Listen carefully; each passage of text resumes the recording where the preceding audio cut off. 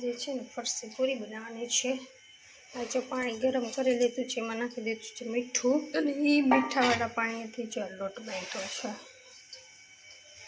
અજમો જીરું બે નાખ્યું છે, બીજું કાંઈ નાખ્યું નથી, પણ સરસ જો લોટ થઈ ગયો છે। હવે આની બનાવશું ફરસી પૂરી।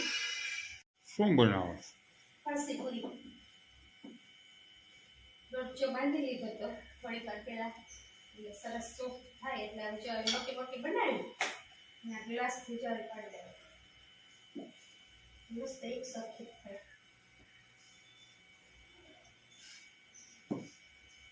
થોડીક વાર સુકાવા દેવાનું, સુકાઈ જાય પછી તળવાની, એટલે ફટાફટ સરસ થઈ જાય। ચલો આપણે બનાવી દઈએ ફરસી પૂરી।